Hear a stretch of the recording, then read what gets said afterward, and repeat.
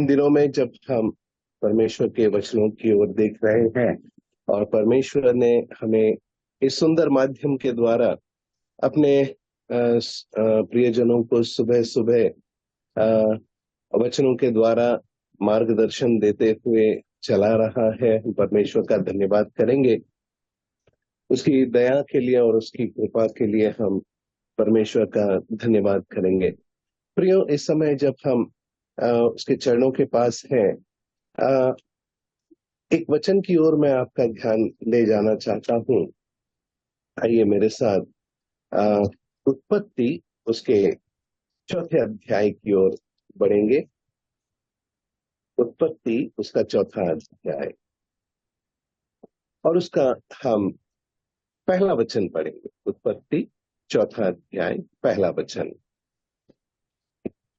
जब आदम अपनी पत्नी हवा के पास गया, तब उसने गर्भवती होकर कैन को जन्म दिया और कहा, मैंने यहोवा की सहायता से एक पुरुष पाया है। प्रियो, इस वचन की ओर जब हम आए हैं, जब इस वचन का प्रारंभ जब इस शब्द से हो रहा है और जब हम इस पद को पढ़ रहे हैं, मूल भाषा में नाउ और अंग्रेजी में हम एंड पढ़ते हैं। मूल भाषा में नाउ अर्थात अब, और अंग्रेजी में एंड या कहें तो और। इस पद को पढ़ते समय हमें देखना है कि समझना चाहिए कि हम जो अध्याय और वचन इस तरह पढ़ते हैं, जब मूलतः यह लिखा गया था तब इस तरह बाइबल का विभाजन नहीं था। बाइबल के पुस्तकों में यह लगातार लिखा गया हुआ एक भाग है जिसमें कोई विभाजन नहीं है। अभी हम आज के बाइबल में हम अध्याय का विभाजन देखते हैं, वचनों का विभाजन देखते हैं, लेकिन मूलतः इस तरह विभाजन नहीं था। अर्थात जब हम मूल भाषा में नाउ अर्थात अब पढ़ते हैं तो सवाल उठता है कब, और इस सवाल का जवाब है जब आदम और हवा को परमेश्वर ने अदन के वाटिका से निकाल दिया तब। कब?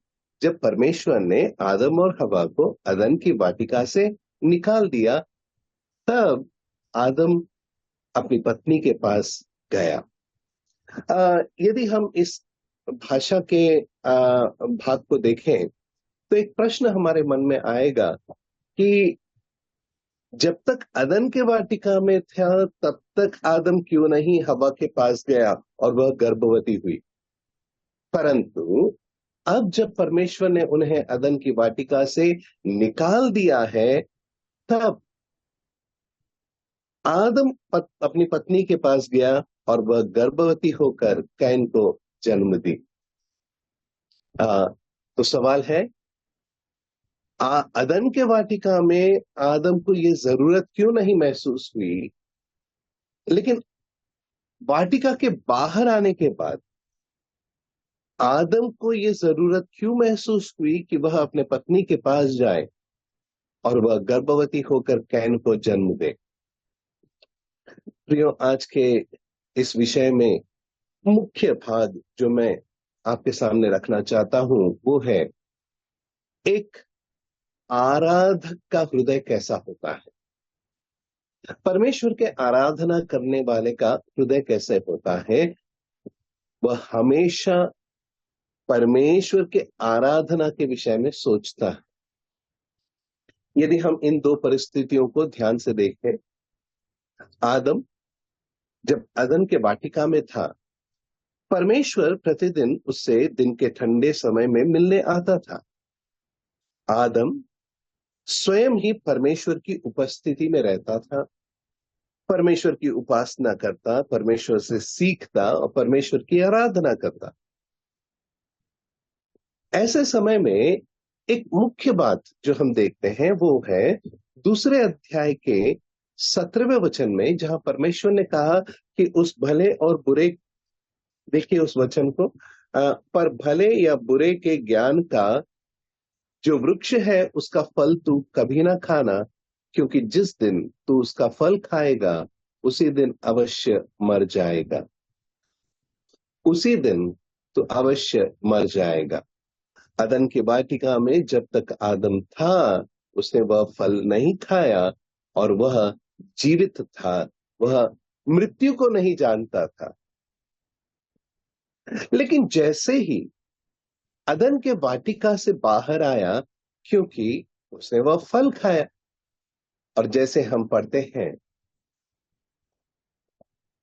एक मनुष्य के उस पाप के कारण पाप जगत में आया, पाप के साथ मृत्यु आई, और मृत्यु सब मनुष्यों में फैल गई क्योंकि सबने पाप किया।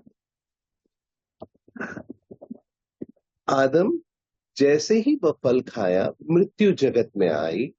पहला आत्मिक मृत्यु, क्योंकि वह परमेश्वर से दूर हुआ।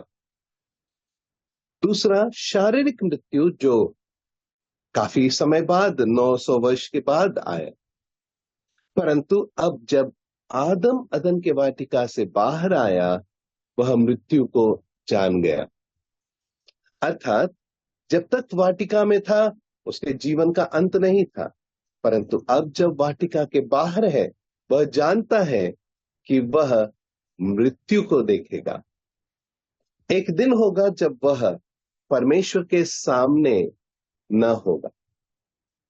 एक दिन होगा जब वह मर जाएगा। उसकी मृत्यु के बाद कौन परमेश्वर के सामने खड़ा होगा? उसकी मृत्यु के बाद कौन होगा जो परमेश्वर के उपासना करेगा? कौन होगा जो परमेश्वर का धन्यवाद करेगा? कौन होगा जो परमेश्वर की आराधना करेगा? आप समझ रहे हैं प्रियो? जब तक अदन की वाटिका में था, कौन परमेश्वर के सामने होगा ये चिंता नहीं थी, परंतु अब जब अदन की वाटिका के बाहर है, तब यह चिंता है कि कौन परमेश्वर की उपस्थिति में होगा, कौन उसकी आराधना करेगा। इसीलिए हम यहां पर पढ़ते हैं मूल भाषा में, अब अर्थात जब उसे अदन की वाटिका से बाहर निकाल दिया गया, अब आदम अपनी पत्नी हव्वा के पास गया, तब वह गर्भवती होकर कैन को जन्म दिया। सबसे पहले मृत्यु यह कारण बना कि आदम के हृदय में आराधना की चिंता हुई। वह अब सदा के लिए परमेश्वर के सामने खड़ा नहीं होगा। एक समय है जब उसे मरना है और उसे परमेश्वर के भौतिक उपस्थिति से, शारीरिक रीति से इस पृथ्वी पर वह सदा के लिए परमेश्वर के सामने न रहेगा। उसके बाद कौन वह प्रतिनिधित्व करेगा? इसलिए वह अपनी पत्नी के पास गया। मेरे प्रिय भाई और बहन, हम जो अपने विश्वासी जीवन की ओर देखते हैं, हमारे वैयक्तिक जीवन, पारिवारिक जीवन, कलीसिया का जीवन और सामाजिक जीवन, इन चार क्षेत्रों की ओर हमें देखना बहुत जरूरी है। कौन से क्षेत्र मैंने बताए? सबसे पहला वैयक्तिक जीवन, दूसरा पारिवारिक जीवन, तीसरा कलीसिया में जीवन, चौथा सामाजिक जीवन। यही हमारे जीवन में गवाही के स्तर है। और इन चारों दिशाओं में और इन चारों क्षेत्रों में एक अच्छी गवाही रखना और एक अच्छा संदेश हमारे जीवन में रखना बहुत जरूरी है। वैयक्तिक जीवन में हम अच्छे विश्वासी हो सकते हैं, हम अच्छी आराधना करने वाले हो सकते हैं, परमेश्वर के आराधना करने के लिए परमेश्वर के वचन में तलाश करते होंगे, और उन उपदेशों को सीखते हुए हम परमेश्वर की स्तुति करते हुए उसकी आराधना करने वाले हो सकते हैं। वैयक्तिक जीवन में हम अच्छे आराधक हो सकते हैं। लेकिन जब तक हम एक अगली पीढ़ी को खड़ी नहीं करते हैं जो परमेश्वर के आराधक हो, हम अपने जीवन में विफल होंगे। एली को स्मरण करना, वो एक अच्छा याजक था, महायाजक था, लेकिन उसकी विफलता यहां थी कि वह अपने बच्चों को तैयार न कर सका। पारिवारिक जीवन, वैयक्तिक जीवन में हम अच्छे हैं, परमेश्वर के अच्छे आराधक हैं, भय भक्ति का जीवन बिताते हैं, बहुत बढ़िया है। परंतु परिवार में क्या हाल है? हमारा पारिवारिक जीवन कैसा है? क्या हमने परिवार में अपने बच्चों को परमेश्वर की उपस्थिति में खड़े होने योग्य बनाया है? हमारे बच्चों का उद्धार हुआ है? अगर नहीं हुआ है तो क्या हम उन्हें सुसमाचार की सभाओं में उपस्थित करते हैं? क्या उन्हें कलीसिया की सभाओं में ले जाते हैं? ये मत सोचना कि केवल सुसमाचार की सभा में ही वे उद्धार पाएंगे। परमेश्वर किस सभा में, किस वचन के द्वारा, किस भाई के द्वारा उनसे बातें करेगा, परमेश्वर ही जानता है। जरूरी है कि हर एक सभा में हम अपने बच्चों को ले जाएं ताकि वे परमेश्वर के वचन को सीखें, सुने और वचन के द्वारा उनके हृदय में कार्य हो। अगर उनका उद्धार हुआ है तो क्या हमने उन्हें अपने परिवार में तैयार किया है कि वे परमेश्वर की आराधना के लिए तैयार हो? यदि हमारे परिवार में लड़के हैं, हमारे बेटे हैं जिनका उद्धार हुआ है, क्या हमने उन्हें वैयक्तिक रीति से लगातार बाइबल पढ़ने के लिए प्रोत्साहित किया है ताकि वे पवित्र शास्त्र पढ़ते हुए, परमेश्वर के उपदेशों को सीखते हुए, कलीसिया में सीखते हुए, अच्छे स्तुति करने वाले और वचनों को पढ़कर उसका व्याख्यान करते हुए परमेश्वर की आराधना करने वाले ऐसे बेटों को हमने तैयार किया है? बेटियों को तैयार किया है जो परमेश्वर के वचन को पढ़ते हैं, सुनते हैं, आज्ञाकारी होते हैं और उसके अनुसार वे कलीसिया में परमेश्वर की आराधना के लिए नित्य लगातार उपस्थित रहते हैं। मेरे प्रिय भाइयों और बहनों, वैयक्तिक रीति से हम अच्छे आराधक हैं, परंतु क्या हमने अपने परिवार में एक ऐसी पीढ़ी को तैयार किया है जो परमेश्वर की आराधना के लिए तैयार हो? यहाँ आदम और हवा की वही चिंता है। एक और बात से मैं उनकी चिंता को आपके सामने रखता हूं, ध्यान देना। हवा जब गर्भवती हुई और उसने उस बेटे को जन्म दिया, उसने कहा, मैंने यहोवा की सहायता से एक पुरुष पाया। जब जन्म होगा वह पुरुष होगा या वह बालक होगा? हाँ, विचार कीजिए। वह पुरुष होगा या बालक होगा? बालक होगा ना। मैं विश्वास करता हूं, उसे तो ये कहना चाहिए, मैंने यहोवा की सहायता से एक बालक पाया है,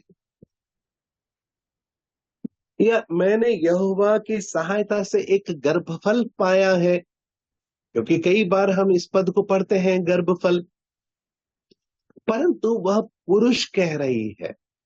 इस पर आपको थोड़ा ध्यान देना होगा। पुरुष कहने का अर्थ यही है कि मैंने एक ऐसे व्यक्ति को पाया है जो परमेश्वर की उपस्थिति में खड़ा होगा, जो परमेश्वर की आराधना करेगा। वो तो भविष्यद्वक्तिनी नहीं है ना, वो तो भविष्य के विषय में नहीं जानती है ना। जो पुरुष, जो बालक उसे मिला है, वो उसी को तैयार करके परमेश्वर की उपस्थिति में खड़ा करने के लिए सिद्ध हो रही है। उसके हृदय की तैयारी है, आदम की तैयारी है कि जो बालक हुआ है उसे हम तैयार करेंगे और परमेश्वर की उपस्थिति में खड़ा करेंगे। और ऐसा ही हुआ भी ना। कैन अपने भाई के साथ परमेश्वर के सामने भेंट तो लाया। हाँ, ये अलग बात है कि वह बिना विश्वास के भेंट लाया और हाबिल विश्वास के साथ भेंट लाया, जिसके कारण हाबिल का भेंट स्वीकार हुआ, क्योंकि हाबिल स्वीकार योग्य था। कैन स्वीकार नहीं हुआ, कैन का भेंट स्वीकार नहीं हुआ, क्योंकि कैन स्वीकार योग्य नहीं था। परंतु यहां मैं कैन और हाबिल के विषय में नहीं कह रहा हूं, मैं यहां पर आदम और हव्वा के हृदय के विषय में कह रहा हूं, उनके मन के विचारों के विषय में कह रहा हूं। उनका विचार परमेश्वर की आराधना है। हमारे बाद, क्योंकि हमने पाप किया है, मृत्यु को देखा है, हम परमेश्वर से अलग हुए हैं, अदन की वाटिका से निकाले गए हैं, अब हम यहां सदा नहीं रहेंगे, हम मर जाएंगे। ये देह जो, क्योंकि परमेश्वर ने उत्पत्ति 3 अध्याय के 19वें वचन में कहा है, तो मिट्टी तो है और मिट्टी में ही मिल जाएगा, तो हमें तो मिट्टी में मिलना है। हम जब मिट्टी में मिलेंगे, हमारे बाद कौन? प्रियो, हमारे वैयक्तिक जीवन में, पारिवारिक जीवन में ये प्रश्न हम पूछें, मेरे बाद कौन? इतना ही नहीं, कलीसिया में अगुवे और सेवक जो जिम्मेदारी के पद पर है, हमारे बाद कौन? क्या हमने उस एक पीढ़ी को तैयार किया है जो हमारे जाने के बाद कलीसिया की बागडोर संभालेंगे? क्या वे उपदेशों में सिद्ध हैं, तैयार हैं? क्योंकि कोरोना के समय में कई छोटे छोटे घर में इकट्ठा होने वाली कलीसियाओं में जब एक ही अगुवा होता, एक ही सेवक होता, और वो उठा लिया गया, वे कलीसियाएं ऐसे रह गई जैसे पिताहीन हो। मेरे प्रिय भाइयों और बहन, कैसी बड़ी दुर्दशा हो गई ऐसे छोटे छोटे कलीसियाओं का पूरे भारतवर्ष में मैंने देखा है। एक अगली पीढ़ी को तैयार करना कितनी बड़ी जिम्मेदारी है। क्या कलीसिया में हम यह जिम्मेदारी उठा रहे हैं? अगली पीढ़ी को हम तैयार कर रहे हैं, अगली पीढ़ी को हम सिद्ध कर रहे हैं, ताकि मेरे बाद कौन? ये प्रश्न हमारे सामने उत्तर के समान खड़ा हो, वह पीढ़ी हमारे सामने एक उत्तर हो हमारे उस प्रश्न का, मेरे बाद कौन? लेकिन कई बार दुर्भाग्य होता है कि अगुवे हो या सेवक हो कलीसियाओं में न अपने बाद की पीढ़ी को तैयार कर पाते हैं, और समय आते बहुत देर हो जाती है। परमेश्वर हमारी सहायता करे इस वचन में जो हम सीख रहे हैं। आदम और हवा के हृदय को हम देखें, आदम और हवा के हृदय की ओर हम देखें, उनकी चिंता यही रही, हमारे बाद कौन? और यही कारण था, जब हम इस 4 अध्याय के पहले वचन को पढ़ते हैं, जब आदम अपनी पत्नी हवा के पास गया, जब हिंदी में है, मूल भाषा इब्रानी में अब, अर्थात आपको उस वचन का अर्थ समझना है तो 3 अध्याय के 24वें वचन के अंत से पढ़ना जरूरी। परमेश्वर ने उन्हें भूमि में से निकाल दिया है, अब आदम हवा के पास गया है। मेरे प्रिय भाइयों और बहनों, समाप्त करने से पहले नवविवाहित दंपतियों के लिए, जिन भाई बहनों का अभी अभी विवाह हुआ है, हम कई बार बड़ी ही सहजता के साथ, शारीरिक भाव से हम तुरंत बच्चे उत्पन्न कर देते हैं। क्यों? क्या? इस प्रश्न का उत्तर हमारे पास नहीं है। कई बार कुछ दंपति होते हैं जो एक योजना करते हैं, प्लान करते हैं, 2-3 वर्ष हम बच्चे नहीं करेंगे, हम पैसे कमाएंगे या स्थिर होंगे, आपस में एक अच्छा हम समझौता करेंगे, एक अच्छा तालमेल रखेंगे, उसके बाद हम बच्चों को पैदा करें। कभी भी हो। लेकिन क्या आपके प्रार्थना में एक ऐसे शिशु के लिए, बच्चे के लिए, बच्चों के लिए आप प्रार्थना कर रहे हैं जो आपका स्थान कलीसिया में लेंगे? एक समय होगा जब आपकी कुर्सी खाली होगी, तब क्या आपका बेटा आपका स्थान लेगा? कब? तब क्या आपकी बेटी आपका स्थान लेगी? मेरे प्रिय भाई और बहनों, परमेश्वर के सामने एक पीढ़ी को खड़ा करने के लिए हम प्रयास करें, परमेश्वर से हम प्रार्थना करें